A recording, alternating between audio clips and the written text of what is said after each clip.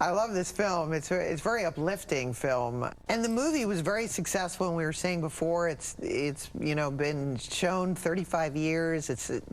People request it all the time. And what do you think the reason was for the popularity? I think because it's funny. It's a big reason. I mean, and Michael Moore can certainly prove that point. If you can make funny documentaries about serious subjects, then you're kind of golden.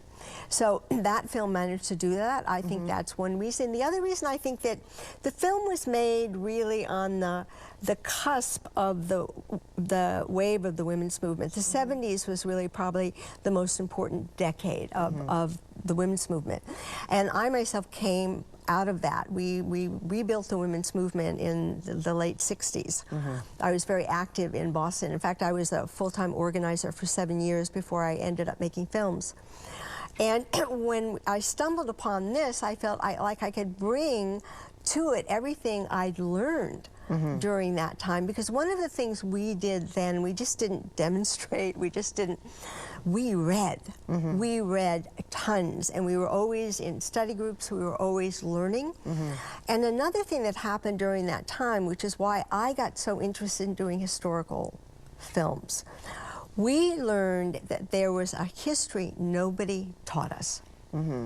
And learning about that history gave us so much strength in what we were trying to do at the time that I just found it so valuable. So I've basically, I've done 3 historical pieces of work, one huge 7-episode series on untold histories because of that. Wow, that's amazing. Yeah.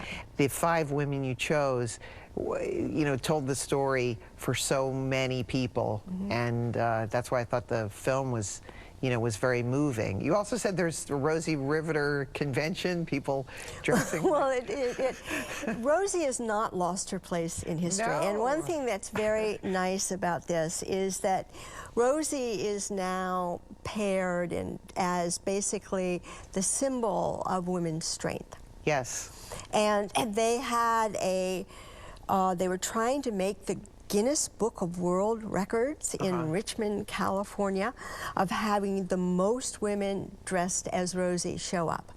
And they made it. They made the Guinness, and you had women from all walks of life, all different colors, kids, all dressed as Rosie the Riveter down to the red socks. It was marvelous. That's really great.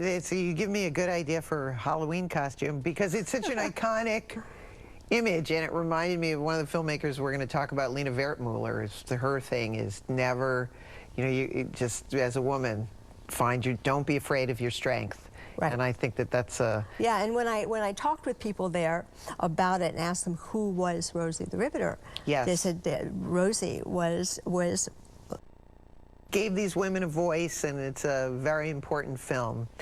So next up, we've got a groundbreaking documentary from controversial filmmaker Shirley Clarke.